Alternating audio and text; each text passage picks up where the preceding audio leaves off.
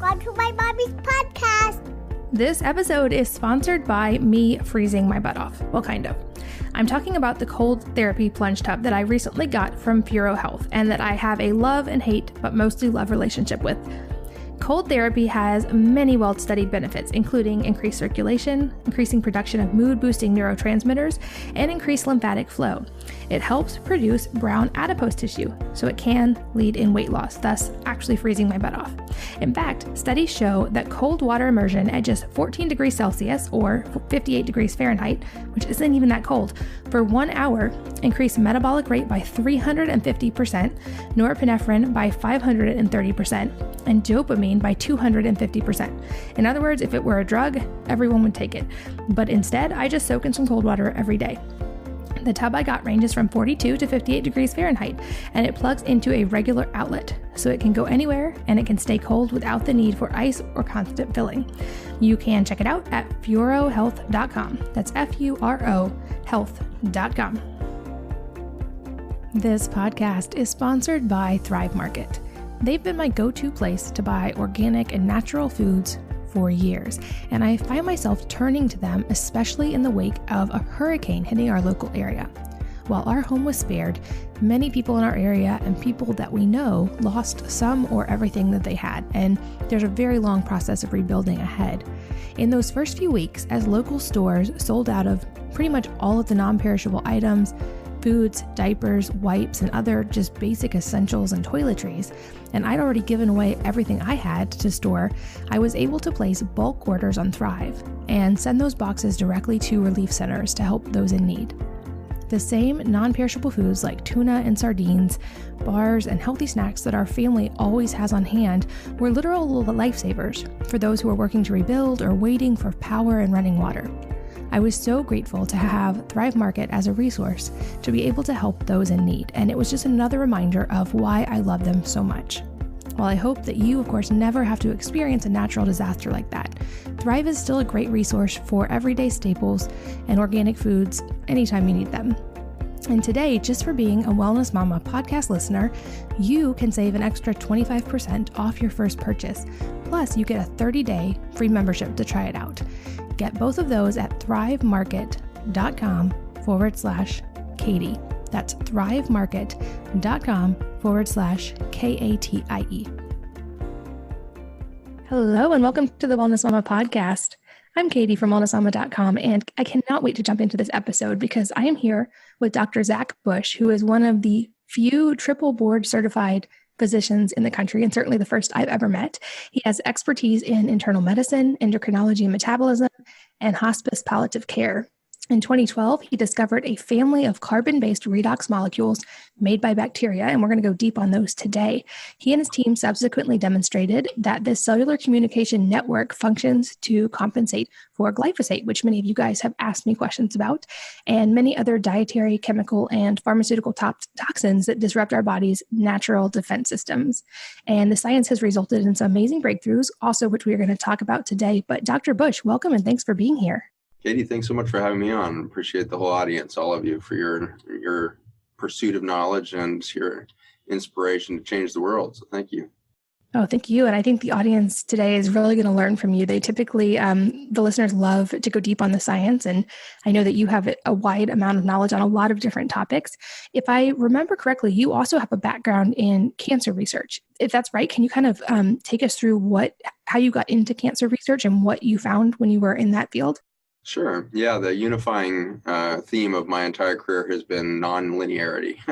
It's been an unexpected journey at every step. I went into internal medicine, really hospital-based attention to end-stage chronic disease kind of management, severe stuff, the ICU kind of environment. And then I got into endocrinology, thinking that, if I could get to a point of knowledge where I could start to prevent disease rather than just manage chronic disease, that would be an exciting kind of next step of my journey. And in that transition into endocrinology, I ended up being really interested in the mitochondria, which are actually non-human little organisms that live inside of our cells. And the mitochondria are very similar to bacteria, except that they live inside rather than outside of our cells. And the mitochondria produce energy for the human cell. And in so doing, they produce a whole bunch of metabolites or breakdown products. You can almost picture this as the exhaust from your tailpipe of your car. Your vehicle has an engine in there that's converting carbon-based gasoline into an explosion and harnessing that explosive potential of the gasoline as it ignites with air to produce energy. And the exhaust coming out the tailpipe is obviously polluting the atmosphere and everything else because it's not locked into this kind of closed loop of regenerative state that biology always is. Biology is always upcycling everything. And in that way, the mitochondria, as it burns glucose and fat as the gasoline for the mitochondria, it's producing the output, which is ATP, adenosine triphosphate. That's kind of the explosive energetic potential coming out. In addition to that ATP, it's producing all of this exhaust. And the exhaust, or these metabolites, we used to think were of as harmful to the cell, oxidants and these very reactive compounds. And so when I was in medical school and in that journey back in the 90s, we really thought these were harmful to the cell. Fast forward to the mid-2000s, we come to find out that it's really the whole secret of longevity and human health and all of these important factors was this communication network or reactive molecules coming out of the mitochondria, producing a communication chain. And so what a profound statement on biology, that in the production of energy, the communication for what to do with that energy also comes from these mitochondria. And so all of that, the information as to how to use energy and the energy itself is produced by non-human element of our biology. And so that was a pretty interesting area to be in the 2000s. By the time 2007, 2008 turned, I had gotten into the cancer research because we had discovered as a field that mitochondria were really clutch in the pathophysiology of how a cancer cell develops. Long before the cell starts to develop the characteristic human features of cancer, the mitochondria become damaged, and its ability to not only produce energy, but its ability to produce this communication network starts to falter. And ultimately, a cancer cell is a cell that's become highly damaged and toxic and has lost the ability to kill itself. The last line of defense for health of any organism is its ability of each individual cell to recognize when it's too damaged to do work anymore, it needs to eliminate itself. So it's called apoptosis, which is programmed cell suicide, to be induced when the cell finally reaches that state of non-productive component of the community. A cancer cell loses that and then loses that information long enough that it thinks it's the only thing of life left in your body. And so the cancer cell does not realize that it's part of a 70 trillion celled organism anymore, and it's too injured to repair itself. And so its only option for survival is proliferation or copying itself. And so that turns into a tumor, which can ultimately, depending on how desperate the cancer is, can ultimately turn into a metastatic condition that takes over your body and kills you. And that whole time, there actually is not really a malignant, personality to those cancer cells. They're actually the most lonely and damaged cells in the body, and they're just trying to hold on to life for anything possible because at the fabric level, fascinatingly, the cells are programmed to survive. And so that's the journey in kind of the shortest version I can give of how I found my world of endocrinology and metabolism back to this critical world of cancer. And of course, when you start to talk about fuel and the gasoline that would fuel these, the glucose and fatty acids, you quickly start talking about nutrition. And so I had started developing chemotherapy through this line of research, and my chemotherapy was focusing on vitamin A compounds. Vitamin A is a very fascinating nutrient within our food that can induce this apoptosis or programmed cell suicide by turning on a number of receptors within the cell and ultimately within the mitochondria. And so that was my journey into the cancer world, and then ultimately from the cancer world back into this world of nutrition. That's fascinating. And I don't think many people get to say that they are triple board certified. What does that actually mean on a tangible level? Does that mean you have expertise essentially in 3 separate individual areas of medicine and you've passed the boards in all of those? That's correct. Yeah. So there's a lot of people that are certified in 3 different things. There's a lot of doctors that are certified in nutrition and other things, but not really on purpose, but just out of the journey of my career, I did get ABIM board certified in 3 different areas: internal medicine, which is the kind of outpatient and inpatient medical expertise for managing chronic disease. And then the endocrinology and metabolism was my second specialty. Endocrinology is the study of hormones and the way in which they can coordinate health or disease management within a complex body with many organ systems that need to be interdependent on each other. So the hormone system was fascinating to me. And then the second part of that being the metabolism. As I was kind of progressing through my career, by the time I'd been a physician for 8 years and with all this expertise in different areas, I was finding that despite all my learning and all of this that I had done, it wasn't impacting my patients' lives the way I would hope. And I was seeing my patients really suffering under my care. And I was seeing their diabetes getting worse, not better over time. I was seeing their heart disease get worse, not better over time. I was seeing cancer come back despite short-term successes with chemo, radiation, surgery kind of stuff. And ultimately their demise from that cancer or secondary cancer that we caused by the toxic therapies I was giving, or any different kind of combination thereof. I was starting to see the real frailty of the field.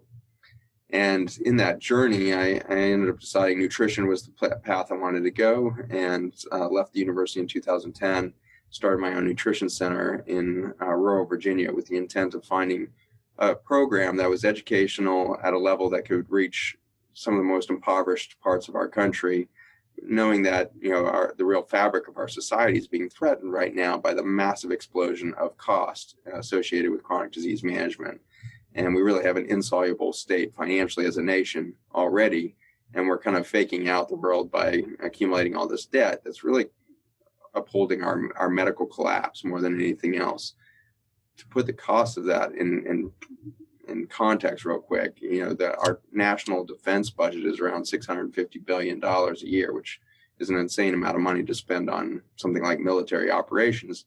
But $650 billion pales compared to the $3.5 to $4 trillion that we're spending on healthcare annually. So you have to multiply by 4 or 5 times the money that we're spending on national defense to pay for our current healthcare, which of course is not leading to health. It's leading to chronic disease management, and in fact, a decline in health. We keep dropping in the ranks. We're currently 49th in the world for health outcomes. So pretty dismal record on that. And so in that journey, left academia, decided to start this nutrition clinic, and was failing pretty quickly financially because I wasn't a businessman. I didn't know how to run companies. And it turned out it's challenging to help people understand why they need nutrition, because there's so much pharmaceutical advertising out there that the population has been slowly coming around to the reality that it doesn't work. But you're still overcoming an enormous amount of misinformation out there on every time somebody turns out on the TV. So that led to kind of me going back to my roots and really asking myself, okay, I can't just support my family with this clinic that I've started. What do I really love doing in medicine? What's my passion point outside of this nutrition stuff? And it came down to the end of life. I always enjoyed being present in the ICU with my families who were seeing their loved one pass and transition to the other side. And that journey, got me back into the hospice and palliative care environment. So I became associate medical director and ultimately got board certified in hospice and palliative care as my third subspecialty. That went outside the university setting, and it was really a rewarding journey. I was working with an extraordinary team of nurses and energy therapists and all kinds of people who were really there to minister comfort and nurture and compassion at the end of life. And that was a very rewarding piece of my career there. Wow, that's amazing. And I've followed your work for a while. And one of the things I love so much is that you have such a wide variety of knowledge in different areas. And that also, as a result of even being in the medical community, you were able to step back and see some of the problems that were existing and that you look to nutrition. I feel like that's uncommon for a lot of doctors. And I'm curious if, based on all of that, on your research and your hands-on work in this, if you see any common threads that you think could help explain. I know it's obviously a very much multifaceted issue, but are there any common threads that you think could explain why we're seeing these skyrocketing healthcare costs and skyrocketing health problems kind of across the board right now? That is the amazing story that's unfolded over the last 8 years. So the question is very well put there, but I've had a passion for finding root cause stuff since I was a kid. I like problem solving. I like finding the reason something's happening. And that was definitely already part of my mission at the University of Virginia. I was creating think tanks, multidisciplinary think tanks across the university with sociologists and dance majors and people from all ilks to try to think about our collapse of human health and how we might deliver healthcare differently to create these. So I was kind of already in that mindset. And then when I jumped out of academia and started nutrition, I really believed that the whole collapse of the disease state that we have right now is part and parcel to the food and the lack of nutritious food. And so I thought I had already found kind of the root cause scenario there of like people are just eating too much pre-prepared food. There's way too much processed sugar. There's way too much, processed foods in general, not enough good fibers and all this in the diet. And so I set out to create yet another nutrition clinic that was teaching really intensive nutrition programs where we were teaching a plant-based diet, getting people low on the food chain to decrease the toxin load, increase the nutrient load. And I'm very much kind of a go big or go home kind of personality. And so I was juicing my patients like crazy. I mean, 2 pounds of produce a day, going in to their green smoothies on top of their plant-based meals and everything else. And so I was really aggressive, and it only took a couple of years, maybe 18 months, 2 years of seeing, a big cohort, a couple thousand patients through these programs for me to realize that those patients that were not succeeding were doing exactly what I asked them to do. And up until that point, I'd been a doctor for, 12, 13 years by this time.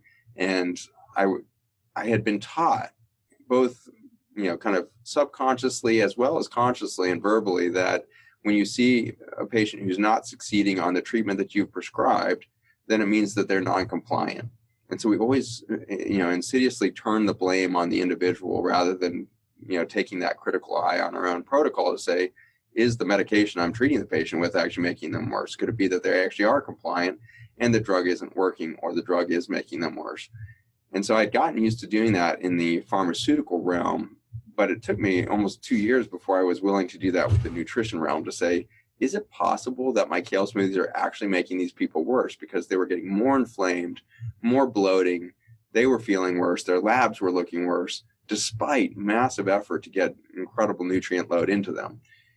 Now, a third or so of our patients would just act right by the textbooks and their diabetes would melt away. We saw tumors regressing. We saw cancer remissions. We saw all kinds of dramatic stories unfolding for maybe a third of our patients.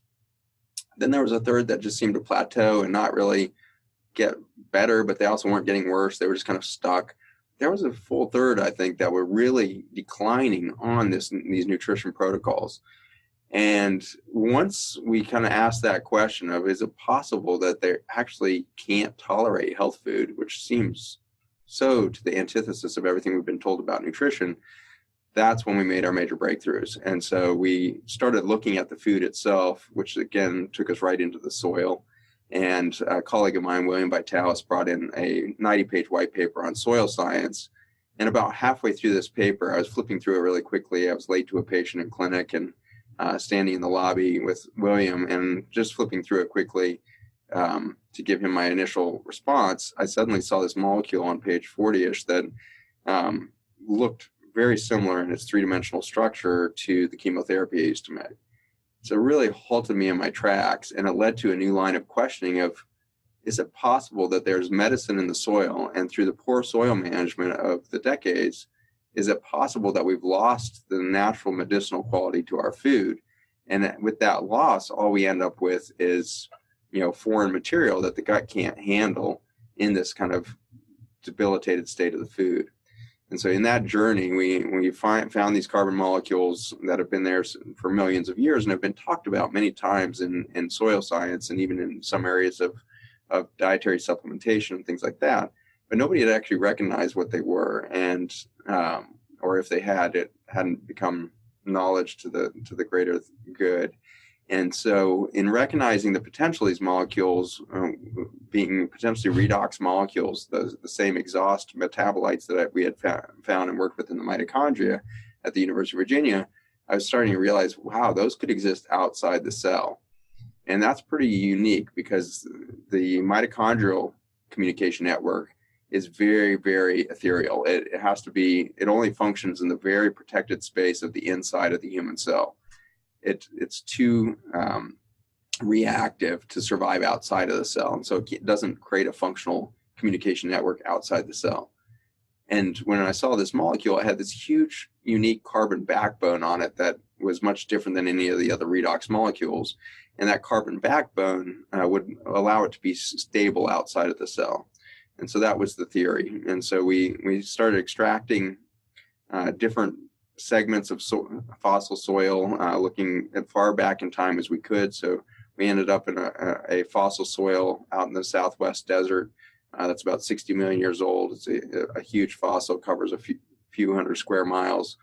And this fossil soil has a very rich abundance of these carbon nutrients in it. And so we were extracting these.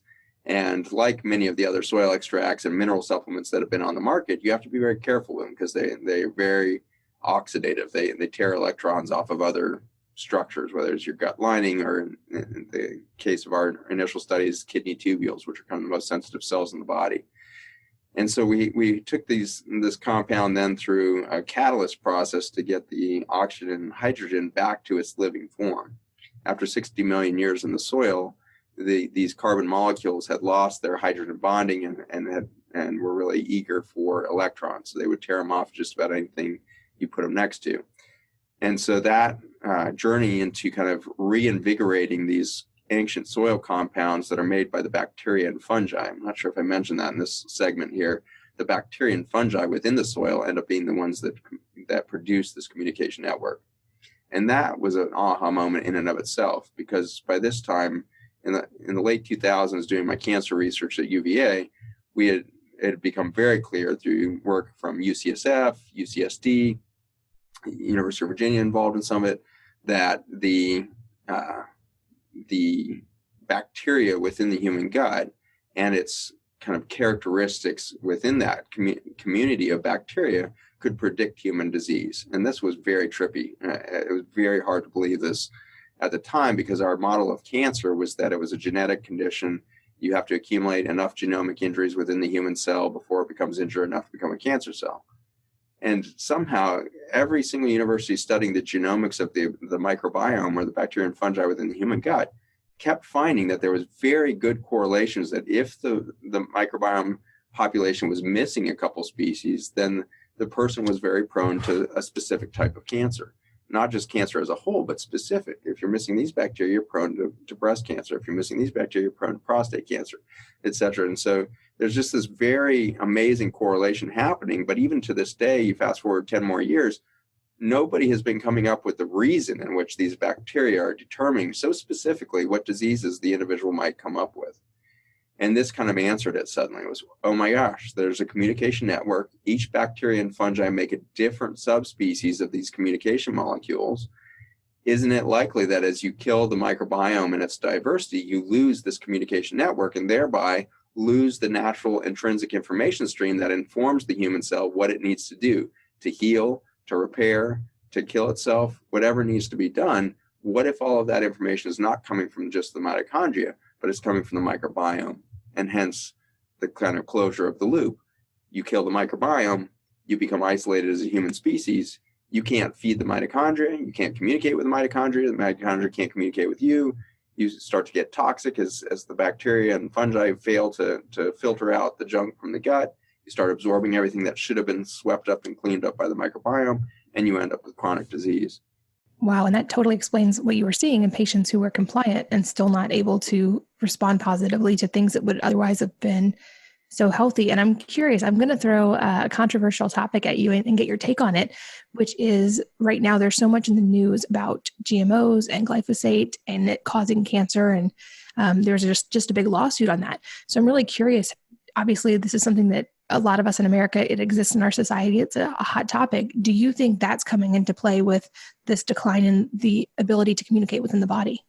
I certainly didn't even know about glyphosate at the time when we made the discovery of these molecules, but it was the very first thing that we really discovered that these molecules did was combat the effects of glyphosate within the nutrition stream. And this is all from the PhD, who's the director of our labs. His name is Dr. John Gilday, brilliant man, is trained in genetics at Johns Hopkins, worked for the Defense Department, detecting chemical warfare for our troops abroad, eventually found himself into the health field, doing cancer research and kidney and hypertension research, all kinds of stuff. Brilliant guy. And when I showed him these carbon molecules and had him start managing the cancer cells that I used to work on, he used to help me with my cancer research when I was at the University of Virginia. And so we kind of restarted that line of research together outside of the university. And we were able to show very quickly that these cells were doing very dramatic things in regard to protein synthesis, and kind of the activity within the human cell was being dictated by these bacteria and fungal metabolites. And pretty quickly, as he watched these things happen under the microscope, he realized that it is likely that we had kind of stumbled upon nature's solution for the Roundup problem. So Roundup is the most ubiquitous weed killer on the planet right now. We're spraying 4.5 billion pounds of this chemical into the soils, water systems, atmosphere, etc. And so we're buried in this chemical. And John had been following the research around glyphosate for about 10 years before this. And what had become clear is that glyphosate was functioning as an antibiotic, anti-parasite, anti-single-celled organism kind of thing. It's definitely the most abundant antibiotic we have on the planet.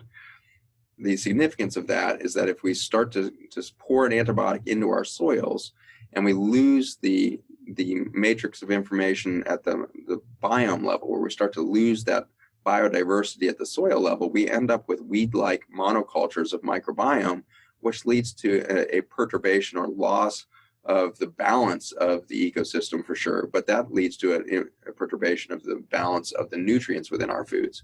And so suddenly our foods can express a few things to an overt degree and lack just about everything else. And so now you can picture something like kale going into my patients at 2 pounds a day in the form of juicing and all this smoothies we were making with the fiber. And we suddenly realized the reason they were getting inflamed had to do with the loss of the completeness, if you will, of the food itself due to this soil management with Roundup and glyphosate. So that's kind of problem one with glyphosate and Roundup. It destroys the ecosystem through annihilating the really foundation of life itself, which is the bacteria, the fungi, the mycelium, the substrate. We're now working with a bunch of farmers nationwide to help train them back to converting from GMO farming back to no-till organic soils. That project is called Farmer's Footprint. And that project has really revealed the toxicity of Roundup in the soils. We're out in fields that have been sprayed year after year, multiple times a year for 20, 25 years. And you see just an amazing amount of decimation of the soil architecture. A single application of Roundup can actually kill 50% of the earthworms on a single field. So it's just the speed at which it decimates life within the soil is really unprecedented. And so here we've been sterilizing our soils for the last 25 years. 1996 on was the most aggressive. So 1996 with the debut of the GMO, genetically modified organisms that were billed as Roundup ready, meaning they could be sprayed directly with Roundup, suddenly allowed the farmer to stop just this little spot spraying use of glyphosate and start spraying the entire field in Roundup. And that led to, obviously, not only death of the soils, but also runoff. And so it turns out that Roundup is a water-soluble chemical, and it ends up in the water systems. Obviously, the largest water system in the United States is the Mississippi River, and over 85% of the Roundup sprayed in the United States ends up in the Mississippi. It's a water-soluble toxin, so interestingly, as that Mississippi meanders down through the entire Midwest and down into the Deep South, that river is obviously putting off water in the form of evaporation into the air. And as you probably know, there's a fair amount of water concentration within the air we breathe. In addition, as that water evaporates, it ends up obviously in the clouds, and then rain will result. And it turns out that today we can measure that 75% of the rainfall in the Mississippi River Valley is contaminated with Roundup. 75% of the rainfall. 75% of the air that is breathed is contaminated with Roundup. And so you can see the amount of sterilization of the ecosystem that we've done with this single water-soluble toxin on a planet that's 70% water. Unfortunately, our bodies are 70% water as well. Well, I guess that's not unfortunate, that's life itself. But it's unfortunate to have a water-soluble toxin enter a body that's 70% water. And so now picture this chemical entering the human system. Where do you need microbiome more than anything else? It's the gut. You also have it in your skin, you have it in your nares, and more recently we've discovered that there's actually bacteria inside of every one of your organs taking care of the human environment. The breast, for example, the human breast has a healthy form of bacteria, many different species, but the most dominant tends to be Sphingomonas in the female breast. Sphingomonas provides nutrient and information stream to the breast tissue to keep it healthy. If that woman starts to accumulate stress in that breast meridian in the pathway that leads to the breast, and they start to get acidification of the tissue, start to lose good oxygen supply, Sphingomonas can't live there anymore. And so it backs off, and a different bacteria called Methylobacterium radiotolerans moves in. And Methylobacterium tries to do damage control in this woman's breast that's getting increasingly sick and deprived. And if every bite of food you have has an antibiotic in it, if the air you're breathing has an antibiotic in it, you end up wiping out the bacteria in the gut, on the skin, in the lungs, in the breast tissue, everywhere you start to decimate this. And amazingly, they've demonstrated now in a number of studies that the more you sterilize a tumor, the more methylobacterium that gets wiped out, the more aggressive the tumor becomes. So the more sterile the woman, the more likely she is to die from breast cancer. One of the slides you can see, if you go to my website, Zach Bush MD, there's a bunch of lecture videos, so you can watch these slides in real time. But I've got the maps from the CDC and from the New England Journal of Medicine showing a perfect overlap between antibiotic usage from your physicians and the death from cancer. And so we have this perfect correlation state by state. The more antibiotics we prescribe, the more people die from cancer. So we have incredible population statistics proving out that the more sterile we make the community, the more likely they are to die from cancer. And it's not a coincidence that at the end of the Mississippi River, the last 90 miles of that mighty Mississippi runs from Baton Rouge to New Orleans, Louisiana. And that is the highest rates of cancer in the entire developed world. We have known this for decades, and yet we have not moved on that. And when I say decades, it's only really the last decade and a half, because previous to that, the highest rates of cancer were in the Northeast, the Northwest, but never in the South. And so we completely reversed the demographics of cancer in our country over the course from 1997 to 2007. In that single decade, we reversed our demographics of cancer death by the use of one antibiotic, which is, of course, glyphosate Roundup.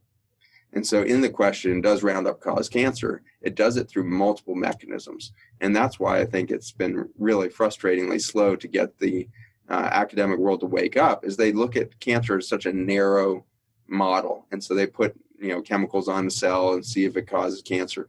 Well, we do this all the time in our laboratories. We put glyphosate on all kinds of different cells. It destroys protein structures so very quickly. And the main protein that it tends to kill the fastest is something called the tight junction. Tight junctions are the Velcro that hold all of our cells together, the extracellular matrix. And you can't have a cell maintain its self-identity if the tight junctions all fall apart. And so if you get isolation of the cell, it loses track of what type of cell it should be. In the case of the gut, we can show that small intestine cells, which look much different than colon cells, will immediately lose their phenotypic kind of characteristics and identity as soon as you break the tight junctions. Immediately, they start to look like cancer cells. Cancer cells look like fibroblasts, these skinny little cells where there's a collapse of volume of their cytoplasm, and they start to look elongated. That can happen in 16 minutes after exposure from glyphosate as it lyses all of the tight junctions and gap junctions that connect one cell to the next. That isolation that results immediately leads to this precancerous kind of behavior within the cells in minutes. If that glyphosate injury were to continue and you keep those cells isolated, then it's just a matter of time before you get cancer. And it doesn't take much more than a road trip up and down the Mississippi River to find out that our farmers are so sick. All of the children have neurodegenerative kind of stuff. We see a ton of autism. We see a ton of attention deficit hyperactivity, a ton of asthma, a ton of seasonal allergies, environmental allergies, food allergies. We see a ton of obesity. We see a ton of major depression, anxiety disorders in these children. We see precocious puberty. We see, early insulin resistance and type 2 diabetes. And so the children that are eating, drinking, literally breathing and being rained on by Roundup in their agricultural lifestyles are just being decimated so quickly. And the adults, of course, many of them are on their second diagnosis of cancer, and they're kind of going through all these journeys. it's just a real devastation of human health. And so from a science standpoint, there is no question that glyphosate causes cancer. The only realm that there's a question about glyphosate is in the politics. The politics will drag on for another decade, I think. But the reason why we're seeing this success recently in the legal persecution, finally, of getting these people called to responsibility in the form of Monsanto, I believe that's only happening because Monsanto sold itself recently. And so it's no longer a U.S. company. It was sold to Bayer, which is the largest pharmaceutical company in Germany. And so now it's a German company, and that gives them some degree of protection against long-term litigation of class action lawsuits. And so Monsanto actually sold itself very cheap to Bayer. And I think that cheap sale was because it was starting to become inevitable that these were going to come down the pike. And they had dumped an enormous amount of money over the years in blocking these cases from going to court. So then they sell themselves successfully to Bayer. And then within 2 months of that, we see the first successful legal case. And so I don't think any of those are coincidences. I think that we're seeing a very measured risk management of a very wealthy company trying to figure out how to protect itself from its awareness. There are papers published by Monsanto on the carcinogenic features of their compound glyphosate, dating all the way back to the late 80s. And so in the science literature, it's been well established, even by the own company, that this thing can cause cancer. All of those studies were done in mice and other organisms showing that it was extremely carcinogenic. And so for whatever reason, they were able to kind of, massage data or work with data such that they were only presenting favorable information to the EPA and the USDA and all the regulatory bodies over these last few decades. So an amazing journey of science being twisted, I think, ultimately for some sort of private sector gain. Wow, I'm struck by so many things you just said because I actually grew up in the Mississippi Valley and I saw a lot of that play out. And I also saw how much they spray all crops. They just completely spray Roundup everywhere. And these guys are in hazmat suits in these gigantic tractors and they just completely water it. Like it's like they're watering it, but it's all glyphosate. And to your earlier point about it's, in the medical community, you often blame the patient for the problem. That seems to be what, even in medical literature now, it's, of course, there's more obesity and diabetes and all these problems in the South, and they blame it on the food or the people are more lazy, or they have all these explanations that don't fully explain, like you said, how we actually shifted where the cancer rates were the highest in a very short amount of time. This episode is sponsored by me freezing my butt off. Well, kind of. I'm talking about the cold therapy plunge tub that I recently got from Furo Health and that I have a love and hate, but mostly love relationship with. Cold therapy has many well-studied benefits, including increased circulation, increasing production of mood-boosting neurotransmitters, and increased lymphatic flow. It helps produce brown adipose tissue, so it can lead in weight loss, thus actually freezing my butt off. In fact, studies show that cold water immersion at just 14 degrees Celsius or 58 degrees Fahrenheit, which isn't even that cold, for 1 hour increased metabolic rate by 350%, norepinephrine by 530%, and dopamine by 250%. In other words, if it were a drug, everyone would take it. But instead, I just soak in some cold water every day. The tub I got ranges from 42 to 58 degrees Fahrenheit, and it plugs into a regular outlet, so it can go anywhere and it can stay cold without the need for ice or constant filling. You can check it out at furohealth.com. That's Furo health.com. This podcast is sponsored by Thrive Market. They've been my go-to place to buy organic and natural foods for years, and I find myself turning to them, especially in the wake of a hurricane hitting our local area. While our home was spared, many people in our area and people that we know lost some or everything that they had, and there's a very long process of rebuilding ahead. In those first few weeks, as local stores sold out of pretty much all of the non-perishable items, foods, diapers, wipes, and other just basic essentials and toiletries, and I'd already given away everything I had to store, I was able to place bulk orders on Thrive and send those boxes directly to relief centers to help those in need. The same non-perishable foods like tuna and sardines, bars, and healthy snacks that our family always has on hand were literal lifesavers for those who are working to rebuild or waiting for power and running water. I was so grateful to have Thrive Market as a resource to be able to help those in need, and it was just another reminder of why I love them so much. While I hope that you, of course, never have to experience a natural disaster like that, Thrive is still a great resource for everyday staples and organic foods anytime you need them. And today, just for being a Wellness Mama podcast listener, you can save an extra 25% off your first purchase. Plus, you get a 30-day free membership to try it out. Get both of those at thrivemarket.com/Katie. That's thrivemarket.com/KATIE. So I had not thought of glyphosate as an antibiotic. It makes perfect sense with what you said, and I'm fascinated to go see your site and see that graph lineup of antibiotic use and cancer. And purely from a selfish perspective, I would love to know, and I hope you can answer, is it reversible and is it fixable? Because, for instance, as a child, I had recurrent strep throat and I had dozens of rounds of antibiotics before I was 5. So I know probably other people listening are also wondering, you certainly made a super compelling case for the problems we're seeing. Is it fixable at this point, or are we too far past that? I'm an eternal optimist. My optimism may not last as long as the human species at this point. We have created the 6th extinction in this journey that I just described to you with chemical farming. There's been 5 major extinctions on planet Earth in the fossil record historically, and this is the first one that's been caused by the hands of one of its species. And so we have engineered an extraordinary collapse of life. We have actually taken to the point of extinction over 40% of the biodiversity on Earth in just the last 40 years. That is a crazy statistic. 40% of the biodiversity to the point of extinction in just these few decades. We are currently accelerating that. We are currently losing 1 species every 20 minutes. And so in this short hour together, we will lose 3 species to the point of extinction, never to come back again. We have engineered that collapse of health on the planet, and it's not surprising as that human health is dependent on the health of the organisms and life around us. And so I think this is the ultimate checks and balances that nature has put in place, is if we or any other species is so insane to undermine in a narcissistic, self-absorbed, selfish fashion all of the resources of the planet and rape the soils and pull all these resources out and give back nothing, kill, extract, we will die from that, the resulting isolation and loneliness.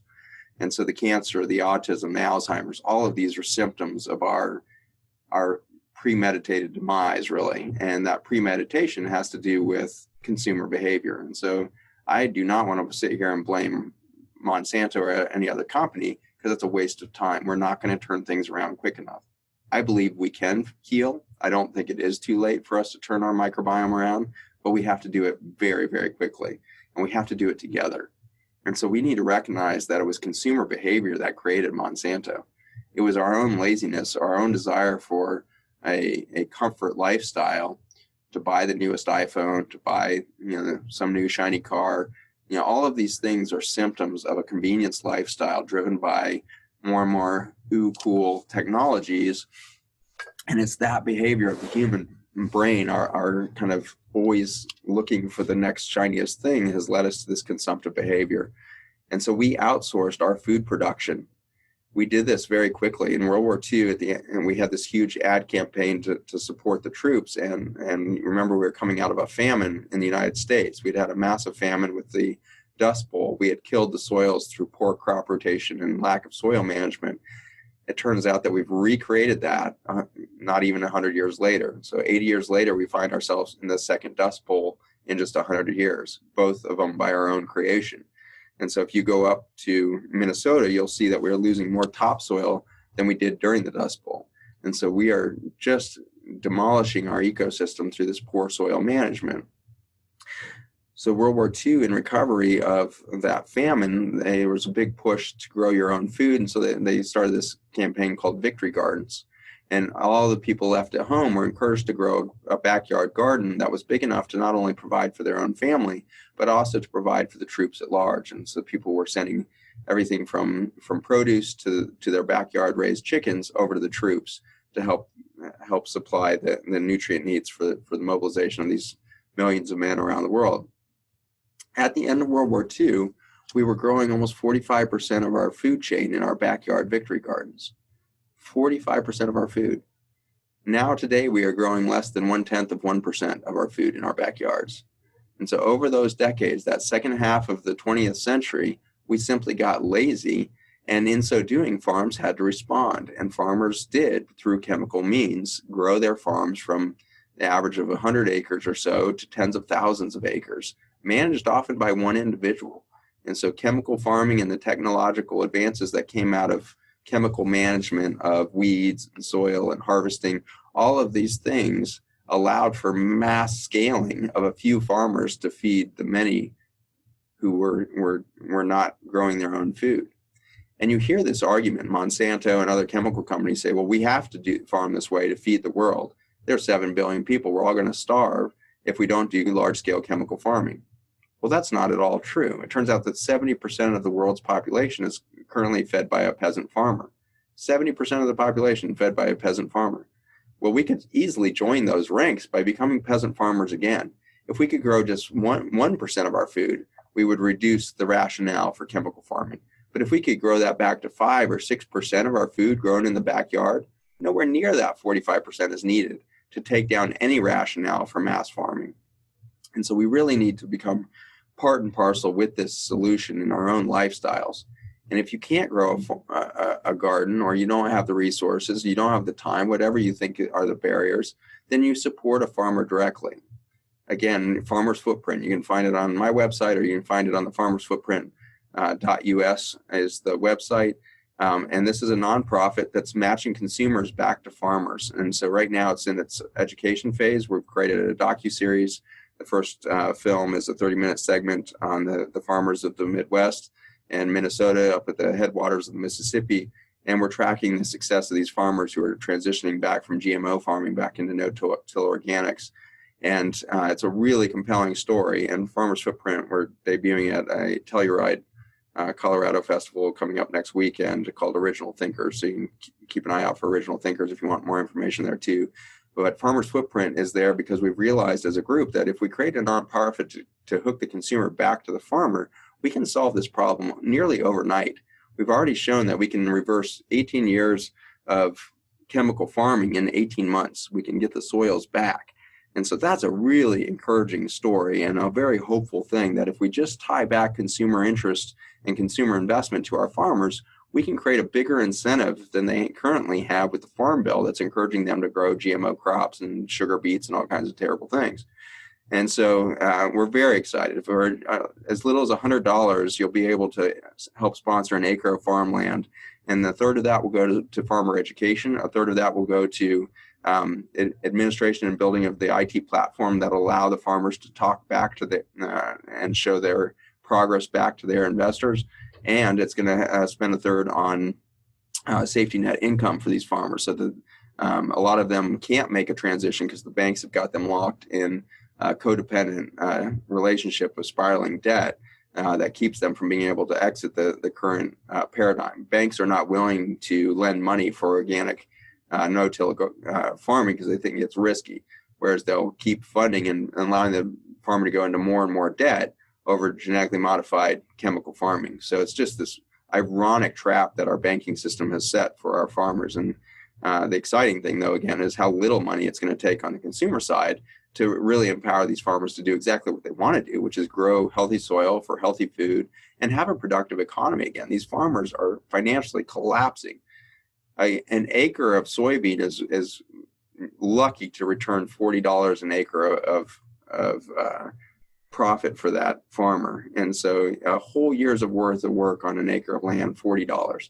And so the margins are so narrow, and none of these farmers are really succeeding until they make it transition out. And the exciting thing is they can go to $500 to $600 an acre of returns in this kind of organic, no-till, super healthy agricultural environment. And so they can 10-fold, 20-fold increase their income by making the transition, but they need a little bit of safety net in the first couple of years, and that's what we expect to do with Farmer's Footprint. So I'm very excited and passionate about this thing. I really think that the solutions are at hand, and it has to do with human relationship. We all want to survive. We want, most importantly, for our children to survive, and that's not happening right now. 46% of American children have a chronic disease diagnosis. 46% of American children have a chronic disease diagnosis.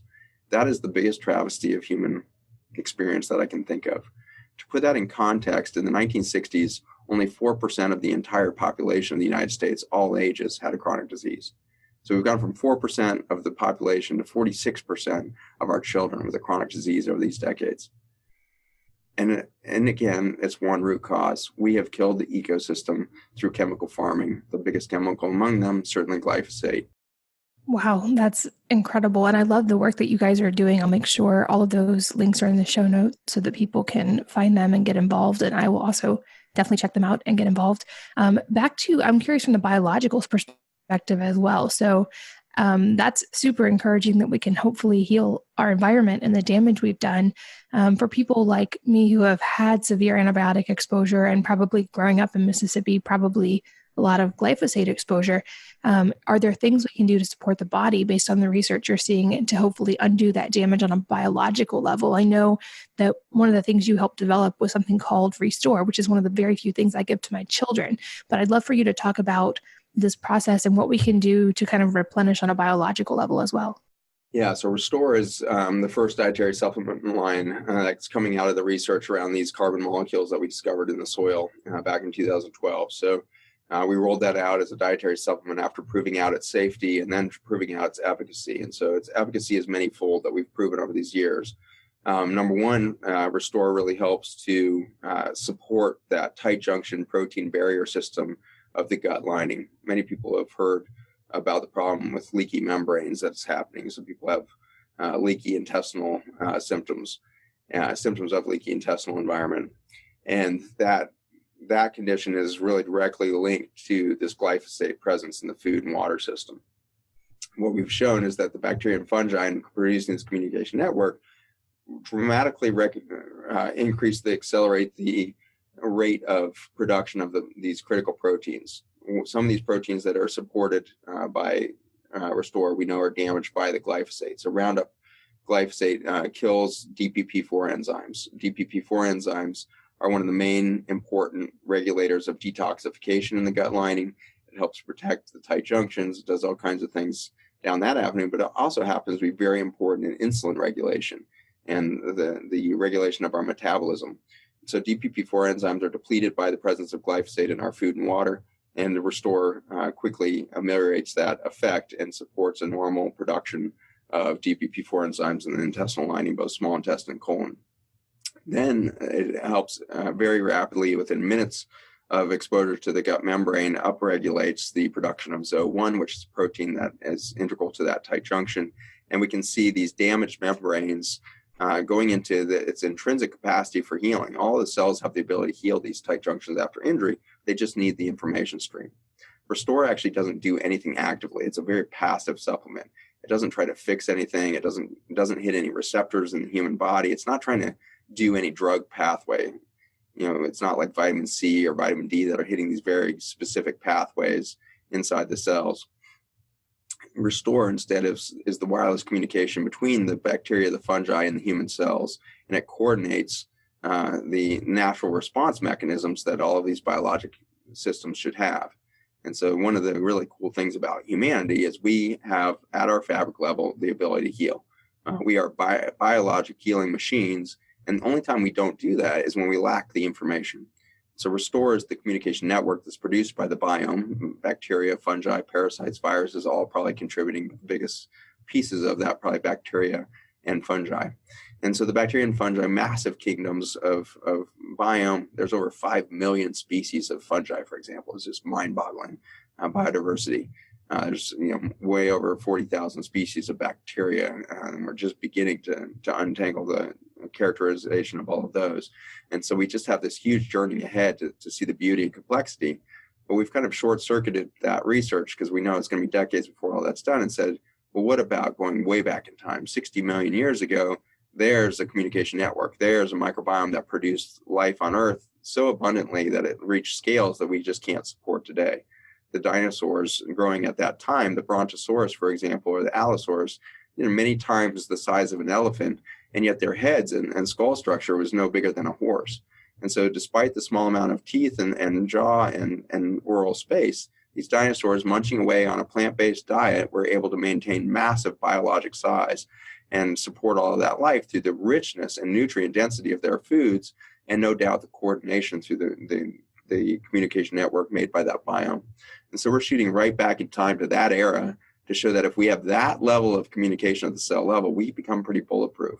And so Restore has become a real foundation for health for people of all ages. It's now, become a real foundation of over 1,500 clinics worldwide. We have thousands of natural food stores and health food stores that sell it now, and it's growing all the time. And so it's become a phenomenon because it doesn't do anything. It simply supports normal human biology, which heals at a rate that's never been experienced before. It's very rare to find a supplement that you actually can feel working. And Restore is really unique in its ability to really shift things very quickly, again, because your body wants to heal at a pace that is extreme. We heal so much faster than we injure.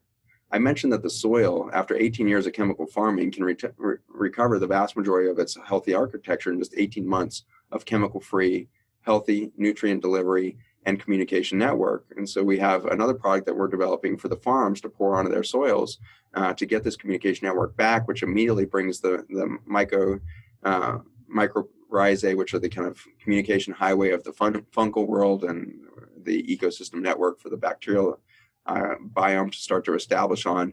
And we show that within even a couple of weeks of treatment, but within 18 months, we've really got complex soil structure starting to return. That same thing can happen in the human gut, annihilated by all the antibiotics, wiped out by our typical medical system. So think about right now, 34% or so of births in the United States are done by C-section, 1 in 3.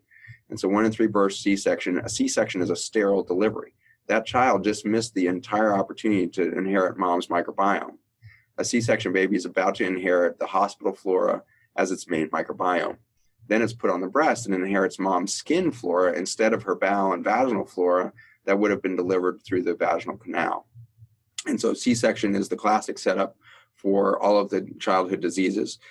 Typically within the first couple weeks of life, we see colic, which is kind of that inconsolable crying at night from bloating and just lack of digestive health in this little infant. By the time they're 6 months old, they get their innate immunity turned on. Their immune system starts to work.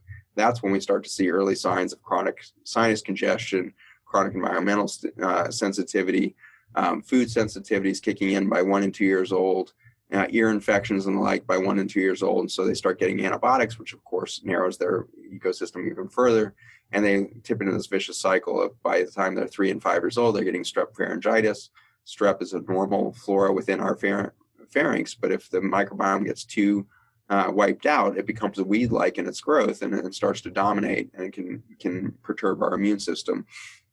And so strep is not some weird little germ that pops into the kid's throat. That thing's supposed to be there, but it's supposed to be within a balanced ecosystem. And so the child starts getting more antibiotics for that. And by the time they're in their teens, they're likely to start to have some sleep disorder, start to have challenges with weight and anxiety, all kinds of different things starting to sneak in as their system starts to suffer the collapse of information at that cell level.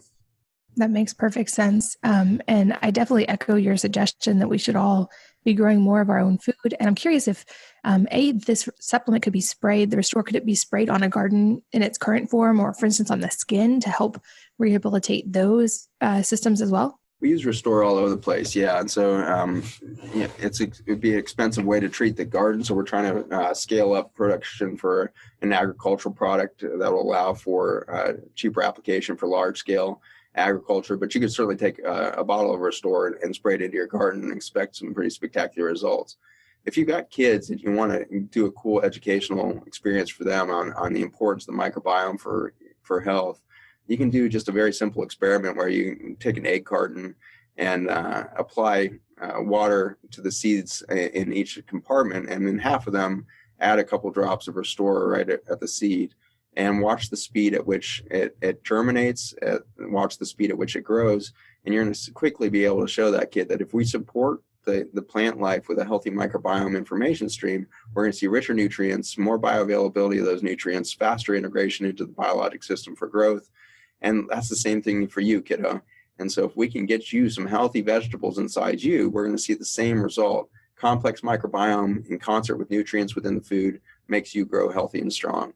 And so it's a very simple experiment, but a powerful one for moms to kind of get their kids engaged in that garden experience. I have a lot of patients that come into our clinic and I say, we've got to get this autistic kid eating some vegetables. And they say, he won't touch vegetables. His kids never like vegetables. And 9 times out of 10, no matter autistic or not, if a kid doesn't like vegetables, it means they've never picked vegetables from the garden. I have never seen a kid be able to go out in a garden and pick a bunch of vegetables and not be curious enough to eat it.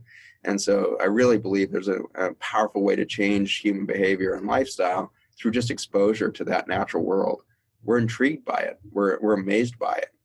Everybody knows how good it tastes to have a cold snap pea that just got picked. Everybody knows the taste of a fresh picked tomato, or I hope you do at least. And if you don't, what an experience to share with a child. And so your farmer's market is a good way to get closer to that garden, right? So get to know your farmers, support them, if not through Farmers Footprint, in some way. Find a local community service agriculture project to get engaged with, get your children engaged with, get your grandkids engaged with, get your schools engaged with. And I'm very encouraged that so many elementary schools and middle school, high schools are starting to integrate greenhouses and other growing experiences into the education platform. So I know we can change it. We can change it in one generation, and we have to. If we don't, we're headed for that extinction event ourselves. Absolutely. And I think we may have to eventually do a round 2 because we didn't even get to touch on genetics or the gut-brain connection today. But I want to respect your time. And in conclusion, I'd love to ask a question I very rarely get to ask someone with as much knowledge as you, which is knowing all of this clinical experience you have, and then also all of this research in nutrition. I'm curious what the things are that you actually do every day for yourself and for your kids that you feel like are the biggest and most important things that support your health. Diversity is key. We all fall into these ruts, and I love seeing the diversity happen in diet. Certainly, beyond growing food, the next most important thing you can do is probably ferment your own food. It's so cheap to do. It's so easy. Again, easy to get kids involved with. My son actually did most of the fermentation in our house for a lot of years. And so my kids are grown up now, 20 and 18, and my daughter's just going off to college here again. So I'm feeling that empty nest kind of effect going on here. But, in those years of them being in middle school, they got very engaged, and both of them actually became very intrigued and were part of the transformation of our family to a plant-based diet when they were about 8 and 10 years old. And my daughter's a passionate animal lover. And when she saw the movie Food Inc. back in the day, it really transformed her a decade ago. And she decided she'd never eat meat again, realizing the travesty of what we're doing to these animals. It is pretty daunting. Right now, we are butchering 60 billion animals a year for human consumption. 60 billion animals a year are slaughtered for human consumption. That amount of life being killed every year is something to be considered. It's something that we should all think about. And so I really encourage everybody to not just think about meatless Mondays as a lifestyle for a family. Think about meatless weeks. And if you want to eat chicken, eat it on the weekend and really try to, reduce the humanitarian crisis we have going on in our animal husbandry. We are just really torturing these animals to a huge degree. So I inspire all of you to eat closer to the garden, whether it's low on the food chain, less meat, more veggies, more fruit, get real, and enjoy it with your kids. I love that. Thank you so much for your time and for your wisdom today. I will make sure we link to your website. I know that you have many, many more resources. And I appreciate the work that you're doing to educate and also to create active change. I feel like you have a very unique skill set in this, and I love that you're using it for so much good in the world. So thank you so much. Wonderful. Thank you so much. Yeah, those websites were farmersfootprint.us. My clinic, if you want clinical resources for your family, and we've got great, incredible, dynamic, integrative environment there, and we're in Virginia, but we're actually creating a network of clinics over the next couple of years you can keep your eye out for. So that clinic website is themclinic.com, the letter M, clinic.com. And I can get you those resources. We have an online course for health and nutrition, lifestyle kind of boot camp. It's called Biology Based Camp, Intrinsic Health for your family there, resources there for you guys. And then, of course, the Restore website, which is www.restore4life.com. And then more education and all of my lectures you can find on YouTube or at my website, Zach Bush, MD, ZachBushMD.com. Perfect. And again, I'll make sure for anyone listening while driving or running that those are all linked in the show notes at wellnessmama.fm. So don't worry about writing them down while you're doing another activity. But thank you, of course, as always, to all of you for joining us today and sharing your most valuable resource of your time with us. And I hope that you'll join me on the next episode of the Wellness Mama podcast. If you're enjoying these interviews, would you please take 2 minutes to leave a rating or review on iTunes for me? Doing this helps more people to find the podcast, which means even more moms and families can benefit from the information. I really appreciate your time, and thanks as always for listening.